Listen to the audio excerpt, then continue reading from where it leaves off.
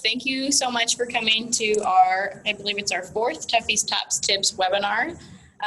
This is presented by Titan Orientation Programs and mostly the orientation leaders themselves. So Tuffy's Top Tips webinars are all student-led and focused on your student experience and insight that they can give you as CSUF students themselves. So we think that's pretty cool, and we have a lot of them here who are really excited to meet you today.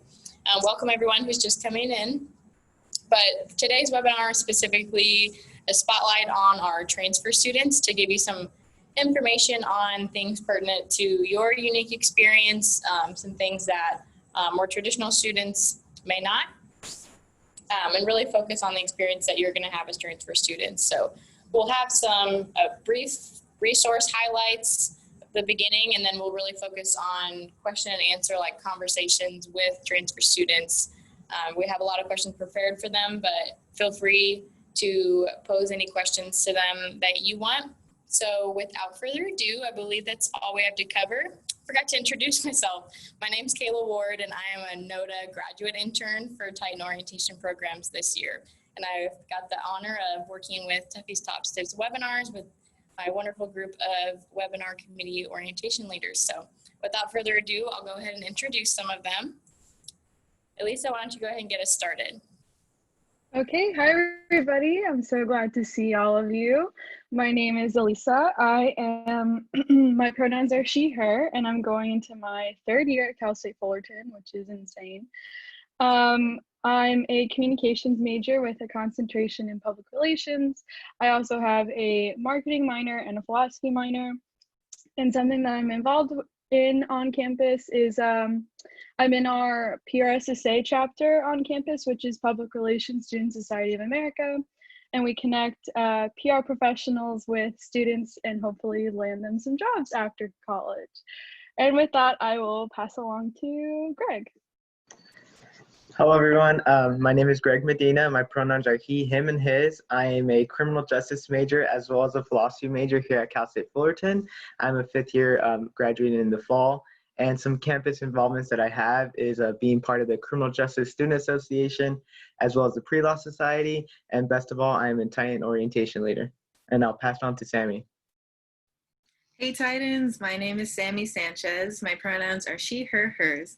I'm a psych major going into my fourth year, and some of my campus involvements are I'm involved in the psychology research department with Dr. Ben Hagai, and of course I'm an orientation leader. So I'll pass it off to Gabby. Hey there, my name is Gabby. My pronouns are they, them. I'm a third year transfer student and a psychology major. While at Cal State Fullerton, I've been involved in the Latinx Student Psychological Association, as well as the Humanities and Social Sciences Interclub Council. Thank you. And then I'll go ahead and pass it back to Ming, who I think I just heard. All right, I'm sorry about that. So my name is Ming, and my pronouns is he, him, or he. I just graduated from Cal State Fullerton, and my major was music, and I had a minor in marketing. Some of my campus involvement includes serving as your orientation leader last summer, as well as this summer, singing in different choirs, and being a telephone interviewer for the Social Science Research Center at Cal State Fullerton. Awesome. Those are those were our presenters for the day, and now we're going to review some of our panelists. We'll spend more time on our panelists further on in our presentation, and our chat facilitators who are ready to answer your questions. So Ken, go ahead and kick us off. Hi everyone, my name's Ken, he, him, and my pronouns. I was a public health major and I just graduated this past spring, so that's in College of Health and Human Development. And some of the things I was involved with on campus was Flying Samaritans. It's a nonprofit organization that does medical clinics in the Baja state of Mexico. And I also was part of the NSM ICC, which is the Interclub Council for the Natural Science and Mathematics College. So yeah, I'll pass it off to Taylor. Hey everybody, my name is Taylor. I am a second year at Cal State Fullerton. I am currently a computer science major, and I might add a business analyst major in somewhere in there, who knows. And some things I'm involved in on campus is the WISE program, which is the Women in Computer Science and Engineering, as well as TOPS, which is the Titan Orientation Programs. Delaney, take it away. Awesome. Hello, everyone. So my name is Delaney. I'm a fourth-year transfer student. I'm from Fullerton Junior College. I'm majoring in psychology, minoring in linguistics, and a thing I'm involved with on campus is that I help volunteer and do research in the Psychology Q Lab, which is a psych lab for LGBT studies. I'll throw it over to Carl. Oh, hello. Sorry about that. I was lagging a little bit. But my name is Carl. Hello. Pronouns he, is him. I'm a biology major going to my fourth year. And a few things I'm involved in campus is that I'm actually part of student government, which is called Associated Students Incorporation, a board director of Natural Science and Mathematics College. And I'm also part of a professional biology fraternity. And the best of all, I'm orientation leaders. So, yeah.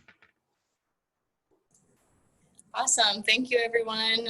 We're really excited to have our OLs here to help you get to know CSUF a little bit. But without further ado, I'll go ahead and pass it off to Greg so we can get us started with our presentation for the day. All right, hello everyone. This is the Transfer Student Spotlight, and in this webinar, we will dive into the various resources transfer students can utilize to succeed and thrive at Cal State Fullerton. So let's begin with some general resources for transfer students. So the CSUF Transfer Center is a great resource for incoming transfer students because it provides information on prospective transfer students, info on degree programs, and student services that can help with transferring. You could reach out to the Transfer Center to make an appointment to get peer advising or one-on-one advising sessions. Due to our current situation, they're only available via email or Zoom. And another great resource for transfer students is the Career Center. When transferring, students can graduate in up to 2 years, while others might take more time. But the importance of getting familiar is very important. So you could graduate. Some students graduate in 2 years, others might take more time, but the importance is crucial to transition into the professional world. The Career Center has been discussed in greater detail in previous webinars, but the Career Center is an outstanding resource, and transfer students, it'll help you be prepared for professional transition once you graduate. And the Career Center offers help with resume, cover letters, internships, and exploration of careers. And the Career Center also provides events along with workshops to help you connect with employers and other important resources. You could schedule a virtual appointment via the drive-through and through Tie-In Connection. Their summer hours are Monday through Thursday, 11 a.m. through 1:45 p.m. And with my experience with the Career Center, I've been interested in pursuing a career in law. And this has allowed me to get connected with LSAT prep course facilitators. And in these encounters, I have received discount codes for their courses. So I highly recommend for anyone who's a student and wants to really succeed and thrive to reach out and get involved with the Career Center. And CSUF also offers research and internship opportunities. And research and internship opportunities are a great way for undergraduate students to get involved in research. Researching has many benefits for your career. For one, it helps you explore career directions. And for example, it helps build skills that will be applied later on in your career. It also enhances your resume greatly. And best of all, researching and internships allows you to begin utilizing the tools you have learned in college or university to impact the world professionally. And if you're planning to enter graduate school, research allows you to be better prepared for that. Several colleges offer research opportunities, such as all the majors in the Natural Science and Mathematics, the College of Communications, the College of Humanities and Social Sciences, and these are just a few of the colleges that offer research and internship opportunities. But if you're interested, if your major, and I'm curious if you want to know if your major offers internship and research opportunities, I would highly suggest to go on their website and search that up. And Cal State Fullerton also offers student research competitions, which are a really great way to compete in research. These competitions promote academic excellence, and by recognizing this excellence, graduate and undergraduate students could compete and have fun while doing their research. And with that being said, I'll pass it on to Ken to present. Greg, and I can't highlight how awesome our research opportunities are, like seriously. Some of my friends who are in the Natural Science and Mathematics colleges have competed against like schools like MIT, even like international schools like Oxford, and they've won competitions and got like just really gone on to do some awesome stuff. But I'm going to talk a little bit about our student success teams and what that means and kind of the resources that you can have involved with them. So first off, each of our 8 colleges, the Irvine campus and the Office of Graduate Studies has the success teams. And these team members are made up of like 5 different areas. So you have your assistant deans. They're kind of helping you connect with like different types of leadership opportunities, communities that you can get in touch with. And they're also like your advocate for a college, college-related issues or anything like that. So, let's say you have something that really, like you're in like the 5th week of school and something bad happens, you can go to the assistant dean to figure out how you can manage and like liaison with your professors to like just be able to address those issues and not neglect your academics at the same time. You have your graduation specialists. They're super important for, I think, transfer students because you usually start meeting them in your junior year, and they help check off those boxes to make sure that all the classes you did at community college or before will apply to your major, and then make sure that all your classes that you take from then on out will apply to your major, and so you graduate on time. So they're really, really crucial in making sure that you're not going to spend an extra semester taking like 3 units for a class that you didn't realize you had to take. I've had friends who had that happen too, and it was like so frustrating, but they're just really important. And then the other person you have on the team is a retention specialist. They focus more on the freshman and sophomore communities, and they basically help with like GE advising, getting your schedule set up, and helping students just adjust to the college life. But they're also there to help out with something like, if you're on academic probation, how to like, which happens to some of us sometimes because that transition from community college to, university setting is very different. And I was surprised by how different it was. So you can help out with a lot of things. And then your career specialist.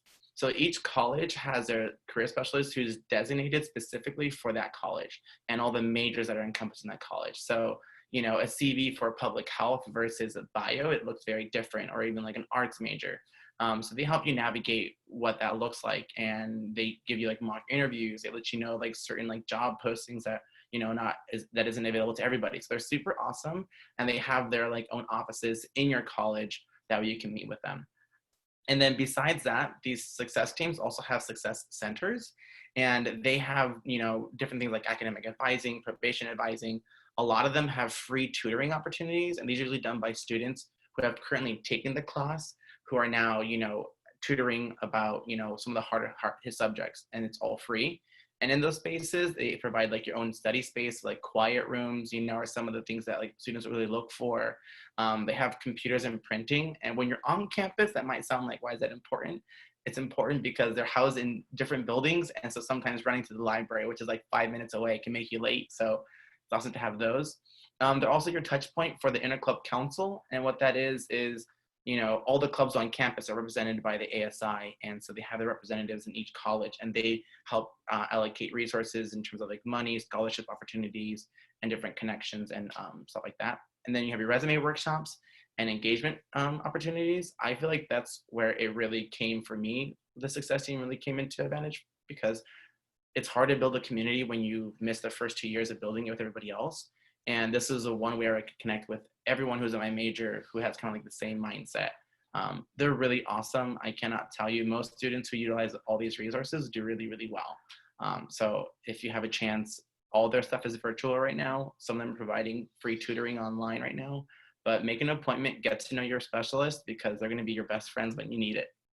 And then with that, I'll go to the next part, and it's going to be the health profession advising office. So this office is specifically designed for anyone to go into the health profession. So whether it's veterinary care, optometry, MD, DO, PA, MP, whatever it is, they're going to help you navigate that career choice. So besides just career choice and majors, because sometimes you think, I want to be a doctor, I have to be a biochem major. You don't. You could be, whatever major you want. I have a lot of friends who are public health majors or psych majors who still went on to medical school. So helping you navigate that challenge.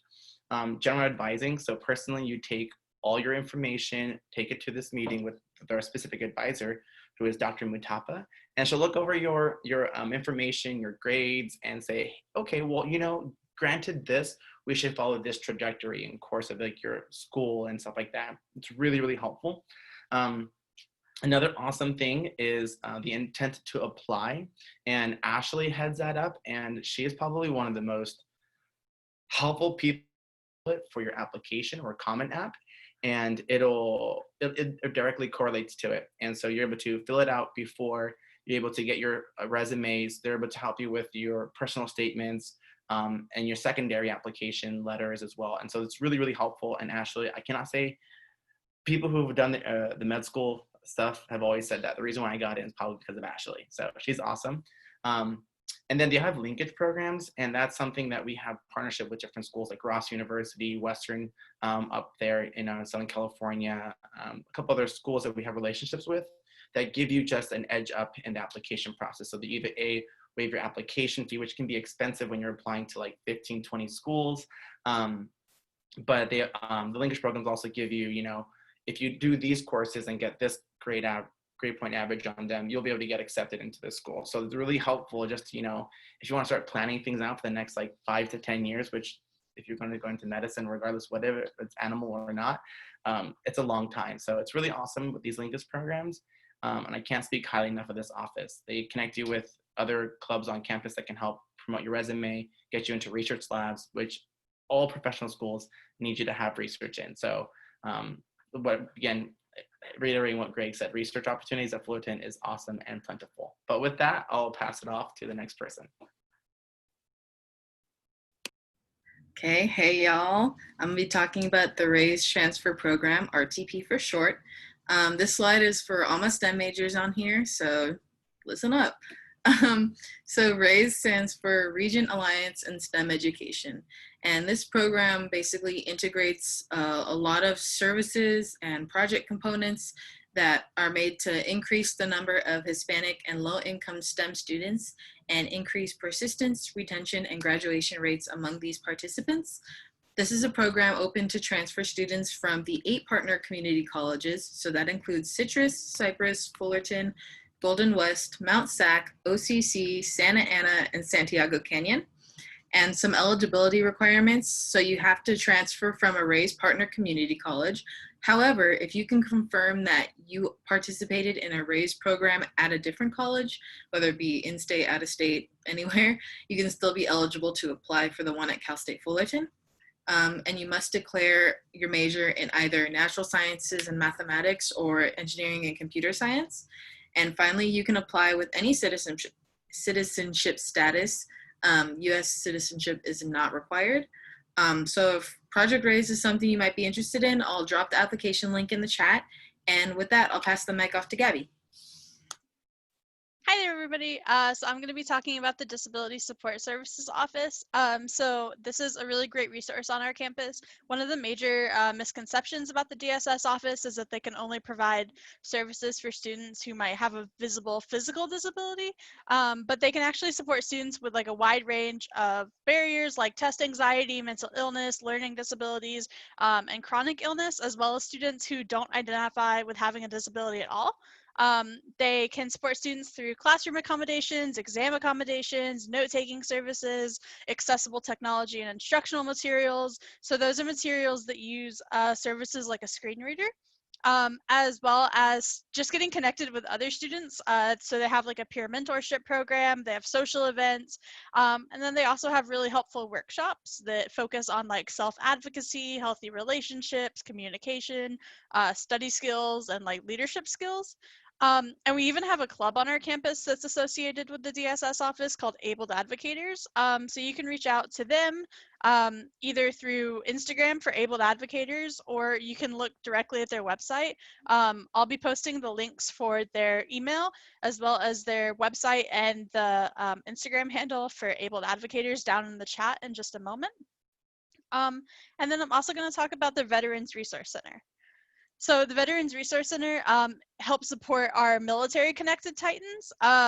So that might be folks who have either served in the military or have connections through family members in the military. They have events, advising, personal and professional development, So they have like general advising, they have a full service computer lab that includes like printing services and a laptop checkout. They have a peer mentorship program. And then they have this really cool thing called the financial assistance program. So that's specifically for folks who have exhausted their GI Bill benefits. So there's a lot of great ways to like stay connected and get benefits through that office. One of the really, really cool things they have is called the virtual VRC lounge. So this is a way for students to stay connected with the VRC during virtual instruction. So something that you can be doing right now while we're all online. And they host a variety of programs. They have yoga and game night, game time. They have market talk, which is all about like the stock market. They have chess groups and music groups. They have bingo. They have a makeup group, which is super cool. So I'll go ahead and post the links for that down in the chat as well. So if you want to get connected to any of those services, you can reach out to them and just shoot them an email or follow them on social media to learn how to get connected to the Veterans Resource Center. All right, so next I will be talking a little bit about housing resources for off-campus housing around Cal State Fullerton. So if you were like me, you probably, when you first transferred to Cal State Fullerton, you are not from the area and you're not familiar with the area. So when you have to move over here, you'll be thinking, oh, where can I, find roommates or like friends to rent apartments with? So if you don't want to live on campus and don't know where to find all of those resources, check out the following Facebook groups like CSUF Praxis, CSUF Housing Sublease and Roommates, or CSUF Roommates.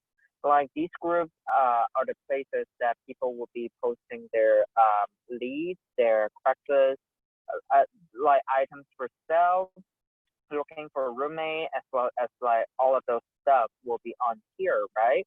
So those are some really helpful groups that you can get yourself into if you are trying to move closer to campus. So next slide, please. All right, so next is just a little life hack for transferring to Cal State Fullerton. As a transfer student, like we only have like 2 or 3 years of time in Cal State Fullerton, so get involved immediately, because we don't have that much time. So in our college time, we'll only get busier and busier as the semester goes on, and usually the first 1 or 2 semesters that you spend in Cal State Fullerton are going to be the least busy semester that you have on campus. So those will be the great time for you to join a club organization, join a fraternity or sorority, like hunt for an on-campus job, volunteer for some stuff, or even run for ASI student government, and all of those good stuff. So don't wait around, because if you have that mindset of like, oh, I need to get used to this campus life first, when you're all used to it, like you'll be out of the school already. So just hop onto the train and get it over with as quickly as possible. So next slide, please.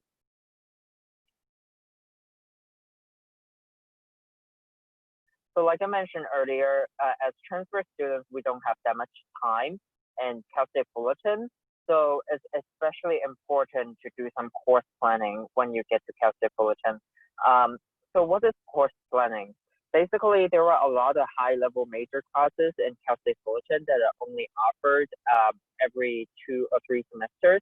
I even came across some classes that were only offered every 4 semesters, which is once in 2 years. So if you need these classes to graduate, and you miss that class when it comes around, it can delay your graduation significantly, because those classes, they don't come around that often.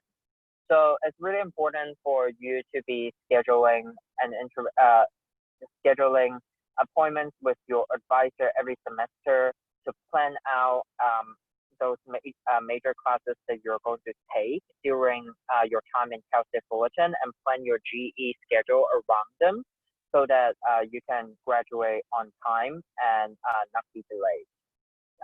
So I will pass it on to the next presenter.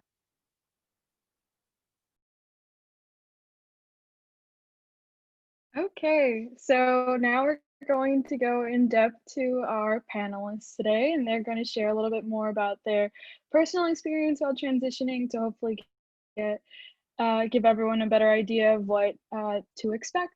And first, we'll start with Delaney. All right, so hello, I'm just gonna kind of repeat what I was saying earlier. So my name is Delaney, pronouns she, her, hers. I'm a fourth year transfer student and I'm planning on graduating this upcoming spring, 2021. Super exciting. Majoring in psychology, minoring in linguistics. And like I said, I transferred from Fullerton College. However, my transfer experience was a little different because I spent 1 year right out of high school at Cypress College. Then I moved over to Fullerton College. And then I finally transferred over to Cal State Fullerton. So the transfer experience for me wasn't too difficult in a sense of getting used to a new environment because I had already been used to doing so every year of college. But I'm happy to be here today to answer any questions and share more about my experience. I'm gonna pass it over to Ming. Hello, everyone. So as I introduced myself earlier, my name is Ming, and so I transferred here to Cal State Fullerton from Santa Monica College, and at that time I only applied for 3 schools, and I got accepted to all 3 of them, but Cal State Fullerton gave me like the best customer experience that I had. It was the easiest to interact with the admission and the colleges here. That's why I chose to come to Cal State Fullerton. And I also thought that living in Fullerton will bring less distraction to my study because the other 2 schools of my choice were San Francisco State and Northridge. So I chose to come to Cal State Fullerton, and it turned out to be the perfect choice for me. So now I will pass it on to Ken. Thanks, Ming. Hi, everyone. I'm Ken again, he, him. I just graduated this past spring, public health major. I actually transferred from Citrus Community College, which is up in Azusa. And I think the big reason why I chose Fullerton was because, one, I was part of STEM Squared, which is the precursor to Project Raise. And it was the linkage program, basically, for community colleges into Fullerton. And what really stuck out to me was a lot of my friends who had transferred the community college into Fullerton was a lot of them were involved in student research. And whether it was like UCLA, other UC schools, or even private schools, none of them had as many research opportunities for undergraduates like Fullerton did. Like, I can't tell you, like, when I say like almost 100, I say almost 100 like different like research labs that you could join and stuff like that. So that was a big reason for me. So I'll pass it off to Elisa. Yes, so now we're going to go into some questions for our panelists. And our first question is, what kind of adjustments did you have to make when transitioning to Cal State Fullerton? All right, I'll go ahead and jump in first. So for me, a big one was adjusting to parking at Cal State Fullerton. So I know that this upcoming semester is going to be online, but I just want to give everyone a heads up. If you aren't familiar with it, parking at Cal State Fullerton can be somewhat of a nightmare, especially the first couple weeks of school. So an adjustment I had to make was just leaving earlier for school and then just waiting in my car looking for a parking spot for hours. It's a nightmare, but I mean, it's worth it once you get onto campus. Yeah, I feel like I had the same issue too. One way that I kind of beat that was by taking the bus and the train to school for the first like 2 weeks of school. So I missed all the parking hassle, and I didn't have to get up like at 2 o'clock in the morning to get parking. But I think a biggest transition for me was actually I no longer could just overlap my study time and my homework time like I usually did at my community college. For me, the biggest transition was having to have separate study and separate homework time because that just changed the whole dynamic of my education. So I don't think that's one for me. Me? Yeah, and for me, like I kind of have like a funny story. Like when I first moved to Cal State Fullerton, I was actually thinking that, oh my God, like this is the first time I'm moving to a countryside, you know, like because I've always lived in metropolitan cities before. I'm an international student from China, and my city had like 13 million population, and I lived in LA for 2 years. And then when I moved to Fullerton, I was like, oh my God, what is it going to be like to be living there? I don't know, you know. So I had to adjust to that. But then when I actually transferred to Cal State Fullerton, I experienced something different, which is that I actually need to put in a lot more work into the classes, the assignments, and you know, even socializing with people on and off. So all of that was something that I was not used to back in Santa Monica College, because back in community college, just like a lot of other people, I was kind of like sliding by, and I was still able to get like good grades and stuff like that. But in a 4-year university like Cal State Fullerton, that's not gonna work. You really do have to put in a lot of work and refinement into your assignments, into your homework, into your courses in order to, you know, stay on top of everything. There's also like a lot of organization and time management included in going to school here at Cal State Fullerton that I was probably a little bit lackluster at back in community college. So those are some of the things that I had to adjust to. Yeah, just to clarify for people who are transfer students, it's not a countryside. You know, we have buildings, we have running water. We don't have to like, you know, use galoshes to go to campus, but it's not like, you know, you're not going to be expecting Tokyo and Fullerton, so. Yeah, absolutely. And with that, we'll move on to our next question, which is there anything you wish you had known when transferring from community college to Cal State Fullerton? Okay, I'll go ahead and answer. One thing I wish I would have known is that the classes and the professors themselves aren't as scary as I was thinking they would be. Like, I don't know why in my head I had thought going from a community college, it was like, you know, it was still challenging. However, I thought like going up to that next level was going to be this huge step that would be super challenging. And while it's challenging in other aspects, you know, getting used to like this new university like process and everything, it's a lot, like the professors are so much more like considerate and like understanding, and also like it makes you feel like you're not in these huge like university classes. Like of course we could go to a school that has, you know, 40,000 plus students. However, class sizes are a lot smaller than I thought they'd be. So I wish I just kind of like had a little bit more peace of mind going into it. It's not going to be as scary as you might think it's going to be. So I will go next on that question. A lot of the things that I covered in the presentation earlier were the things that I really wish I would have known before I transferred in. But there's another little tip that I usually share with people when they move to Fullerton from other places, is that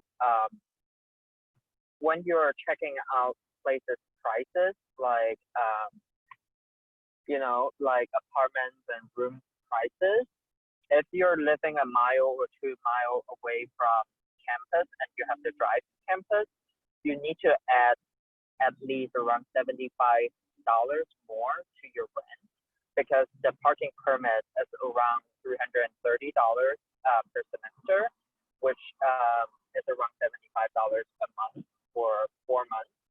So if you're looking at places like Netwood East or UCA, which is right next to the campus, you won't have to pay that amount, right?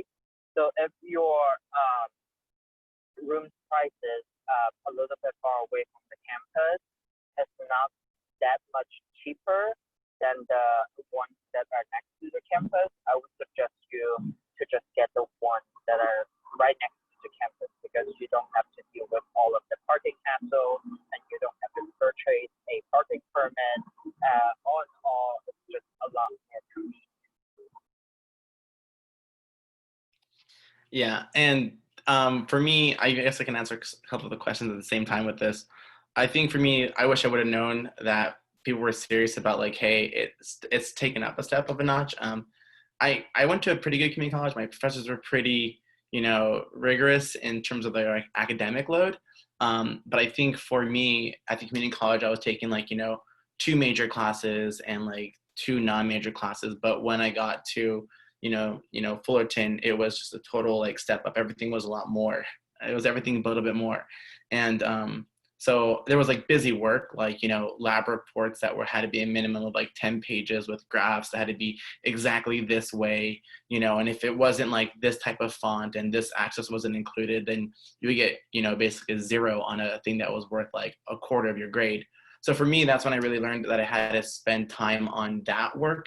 And, figuring out how to do a graph isn't considered homework or isn't considered studying for me. So I had to spend more time on, studying, nomenclature and stuff like that, Kelvin osmosis, whatever it was. So I think that's why I wish I would have known that busy work is still a major portion of your grade, just to like, help you in your labs. And that's separate from like the material you need to cover and know on hand. So I think that's what I would have known before transferring as well. I would also like to add, I am not a transfer student, but I am a student who does a dual enrollment. So I also go to Fullerton College and Cal State Fullerton, and it's not as difficult as it may seem. I will say that probably the hard part is scheduling. So when it comes to like since I'm taking classes at both, I have to make sure that all the stuff that I take at the junior college gets transferred over into the university. So making sure you just keep track of the amount of units you're taking, because I think there's only a certain amount of units you can transfer. I'm not really sure the number for sure. I should know the number, but I don't know exactly. But I think it's like either 60 or 70 or one of those. But I think just keeping track of how many units you actually took at the junior college does help on what kind of courses and how many more classes you do need to take in order to graduate. And then I would say they do have different fields, just from personal experience, especially being a freshman at both. Community college has more kind of that laid back kind of feel, in my opinion. And then when I go to the university, I'm like, wow, I'm at a university. Whoa, there's so many people here. Whoa. But it makes you want to do your work. So I would just say, something I wish I known, especially from doing both, is that you got to put the work in order to get what you want to get. Because sometimes the junior college can have like this kind of laid back kind of feel to where you feel like you could do your homework, but it's not as great as it is at a university. Because at a university, they do demand a little bit more work ethic in order to get in what you put out, however that saying is, but I think that's just a good way to think about it. You just have to really put the work in order to get what you want at the end. That was some really great insight. Thank you. So our next question is, did any of you have a break between semesters? And if so, how did you handle the transition back into college? I mean, I'll go first. For me, I had worked for like 4 years, almost 5, before I started community college again, before I started school. And so for me, it was really hard having to juggle, the demands of like self-supporting yourself and working, but also like figuring out how to be a student full time. And I think, when I transferred from Citrus, from my community college to Fullerton, there wasn't a break at all for me. And it was just kind of like drinking from a water hose, to be honest, because I had to do all this paperwork, make sure my transcripts were sent in, figure out where I was going to live because I didn't want to drive like 40 minutes to school, all these things. And so I honestly, the transition back into college was really hard. I think transferring to Fullerton was probably a little bit harder just because it was such a huge campus. And I think learning to be a student again is really hard, especially for like people who've been like in the military or been working for years on end before that. But I think that's what this like success teams and community really helps you do. And if I can make it one thing that was really helpful for my transition back into like a university setting, was a community that I built, for me at least.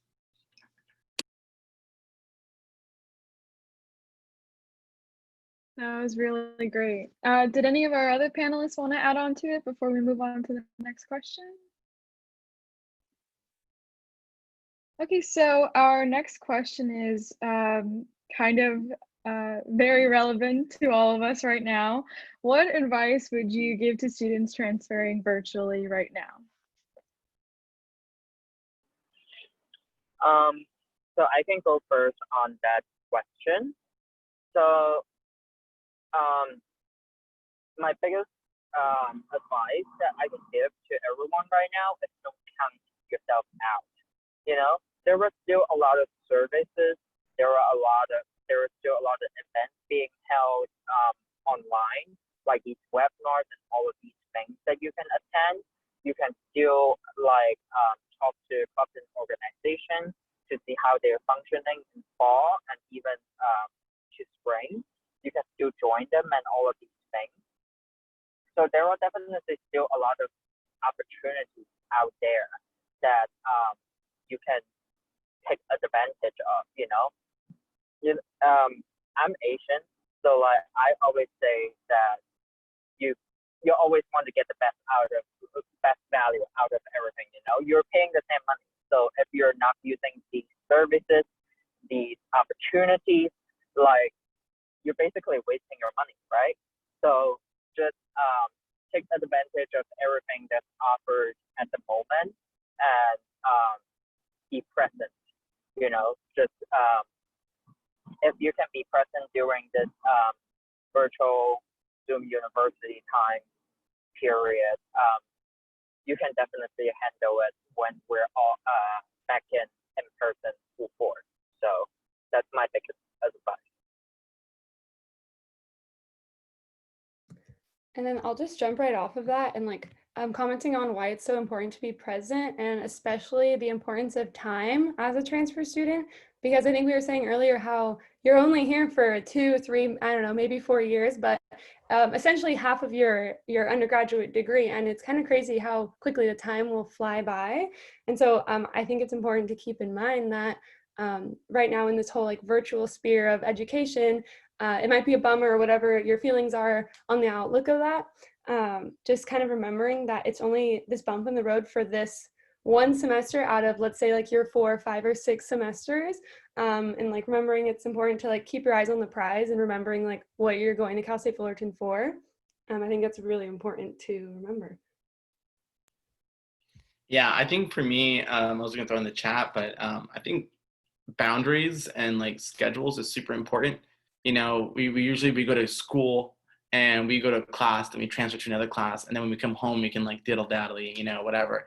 So for me, I think the hard part with online classes, and now that everything's virtual, is that there's boundaries. The school reaches into your family life and your home life and work life so much more. So I would still try to make a schedule. That way you go to your own place in your house that you only use for school or wherever you are. And so set boundaries. This is where I'm going to study. This is the zone. So you have a little niche in your area where that's your school space. So set a schedule, wall calendars, whatever it is. I put things on my mirrors so when I'm being vain, I get reminded about school. So that's my advice. Yeah, that's really great advice for everybody, not just transfer students. I didn't actually transfer, but I also had that same sense of feeling like I was running out of time. So that definitely impacts a lot of people. But just like all of our panelists were saying, I highly recommend setting boundaries, giving yourself the space to do the things that you really like to do. That's also something I have to work on. And with that, we will move on to our next set of questions. So our next question is, what resources or anything else did you find most helpful while starting at CSUF? So I can go for resources that I've had and Cal State Fullerton was actually our career center. For each college in Cal State Fullerton, we actually have a career specialist specialize in that college to help you around to find jobs and internship, help you with your resume and even a they even have like a tutor rental program and stuff like that. So my college specialist Laura Neal, like she is very experienced and very has great depth of knowledge and all of these stuff. So she helped me tremendously to improve my resume. I have like a long resume, and she really helped me organize it to make it look a lot better. That got me a lot of like future opportunities and stuff like that. So if I were like a new student coming in, I would definitely advise everyone to capitalize that resource as well, because it's, like I said, it's free, so it's always gonna be there. Just use it. Awesome. All right. And then I'll go ahead and answer that question. So this is kind of weird, but I really found Instagram and following a bunch of accounts on Instagram is the most helpful thing. I'm the kind of person, and I don't know why I'm like this, but I hate making phone calls, like with departments, anything. Like I would rather like Google the information than go ahead and just like go straight to the department and call them. So something that's helped me a lot is just following like financial aid, study abroad, any kind of Titan wellness, like any kind of departments that you're interested, they have a transfer center Instagram. So using Instagram as a tool is so helpful. Parking, especially with parking. So definitely, yeah, like use the assets you already have to your advantage. That's like my little pro tip for y'all. Yeah, I think for me, the two biggest resources, I guess I'll open up a little bit. So for me, I'm part of the DSS community, and that was huge for me because my first year when I transferred over, I didn't want to identify as DSS, just because, I don't fit the stereotype. So for me, it was a whole year of struggling because I thought I could not, I wanted to be different. And so getting back involved with that community and finding support in that environment was huge to my success. So I think that was probably one of the best resources that I was able to get in contact with, besides building community. And I'm going to say this again, the success teams are literally success teams because they help you succeed. It's in the name itself. That was probably the most helpful resource, because like-minded people, because, people at my construction job didn't get the ideas of like, you have to spend like 40 hours a week on studying, they didn't get that sometimes. So developing the community with like-mindedness at those resources centers are super, super helpful. And so with that, I say that, for me, my connections were like the DSS and like the success centers. But I want to highlight, DIRC is a diversity inclusion resource centers. They have a bunch of different identity groups that help just connect students who have historically been disenfranchised in education and in life in general. And I think those are probably the most helpful resource centers that I think of for me. Thank you. And so just to plug in, TOPS or Titan Orientation Programs also has some social media. Definitely come check us out. Right now we have a wonderful group of orientation leaders that are running our social media platforms, so definitely check them out. And with Ken talking about working during school, let's move on to our next, which is, do you work full-time or part-time? And if so, how do you balance your job and classes? I'll go ahead and jump in. So I work part-time, and I could not live if I didn't have a planner. Like I use like one of those little mini planners, and from the start of the semester to the end, like I'm putting in assignments, exams, everything for school, and then also putting in whatever shifts I might have. So yeah, definitely just an emphasis on organization and like keeping your life like on paper, or on the computer if that works for you. But yeah, just not living it without any structure. That's like my personal opinion. Yeah. Yeah. Go ahead, Ming. You're better. Oh, Ken go first. Yeah, fine. Okay, cool. For me, I was working like 60 hours a week when I transferred to Fullerton, and that just did not fly. So for me, I had to take a really big, huge self-assessment, and I had to cut back my living. I had to like make sacrifices just to like pay for school and supplies and live. So it was really, really hard. It took some humbling experiences, to be honest. Really, really, really, really hard humbling experiences to make that transition. And for me, a big thing that what I did was I transferred my work from outside of campus to inside of campus. So I tried to get any student position I could, whether it was a tutor, whether it was a student assistant, whatever it was, I tried to get a job on campus. That way I wasn't wasting my time driving 2 hours a day or needing to take a shower after I smell like food, you know, whatever it was, I was on campus. So for me, I try to have my life be involved and my work be involved at school. Yes, I had to make sacrifices, but long term, the payout to getting an education is way more than making, you know, $3 extra an hour. So that's mine. So for me, I cannot stress how important the calendar app in the phone is for me. Because I am a musician, I have a lot of gigs, I have a lot of rehearsals, and I also had a part-time job on campus, and I had an internship at Pacific Symphony, and I just overall my life was just crazy busy. Like when at least before this whole pandemic went down, right? So like I love using my Apple Calendar and color coded everything, and you know just plan. Just put into every time statement into my calendar into different colors so that I know what I will be doing this day of this week of this month. That has helped me tremendously, you know. So if you're struggling to balance your job and your classes, and you find that those times were just so overwhelming, put it into the calendar. When it's all in it, it will help you process it a little bit better, in my opinion, because you know exactly what time those things run.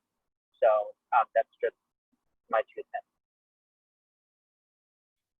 Okay, and for the sake of time, we'll move really quickly to our last question. But if you want any more information, please check out, maybe scroll through the chat or even look at our answered portion on the Q&A section on Zoom. And with that, our last question is, how did you manage to get involved on campus while dealing with transitioning it to CSUF? For me, I missed a meeting once, and so I had a secretary meeting with someone, and we don't call it yelling, we call it caring loudly. So basically they cared loudly at me and told me I had to get involved no matter what I said, because they said I was going to fail if I didn't, and to not become a statistic. And it was out of love and out of like, you know, just deep care. And that person really like changed my life, because it was like, do this or else you're out of this program. And so I was kind of forced to.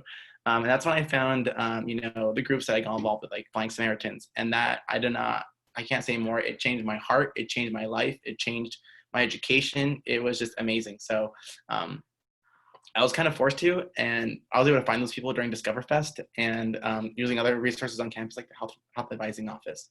So yeah, just do it. Jump in. So I can answer next. So in a lot of senses, so when I'm a pretty outgoing person and sociable person. So before I got transferred to Cal State Fullerton, I was like, okay, when I transferred, I want a full-on college experience, right? So I basically, when I got here, I just hop onto everything. I pledged for a fraternity, and I joined a choir, and I just did a lot of things. And honestly, all of those campus involvement kind of helped me transition into Cal State Fullerton a lot, you know, because what we're not used to about a new environment is just the culture, just the people, you know, and when you get to know so many new friends, and you get to get into these social cycles, all of a sudden it's a lot easier for you to be transferring into this new environment. It won't be that hard anymore, and the transition, it will just happen naturally, you know. So like Ken said, just jump into it, and eventually it will all work out. You just have to be confident in yourself, and just really put yourself out there. And then I'll answer for myself. I got involved because the first day of school, so last fall semester on the first day, a professor had just reached out and said, like, if anyone's interested in working in this lab, let me know. But I'm really shy. And so then I waited like 3 weeks and then I finally let her know. I was like, wait, actually, can I join that lab? And so I would definitely, I mean, your professors are really good resources at Cal State Fullerton, even though we're a virtual right now. Go ahead and reach out to professors if they aren't reaching out to you. Feel free if you're really interested in getting that experience. Like Ken was saying, like there's so many opportunities to jump in and join like research teams and stuff. If you hear a professor talking about the things that they're involved with on campus, definitely just let them know and they can help you with that. Awesome. Thank you to all of our panelists for sharing their experience, and I will hand it over to Kayla to close us out. Awesome. Thank you everyone for all of those answers to our questions and for Lisa for being our co-host for today. I want to honor our time as much as I can. So we can stay on for a few more minutes. If anyone has some additional questions they'd like to ask, you can feel free to put those in the Q&A and we can answer them live here, or if it's more specific, we can answer it in there. But I'll wrap us up while you're thinking of some questions that you might have. I'll go to the next slide and it has all our contact information. So our amazing Instagram handle is linked there below.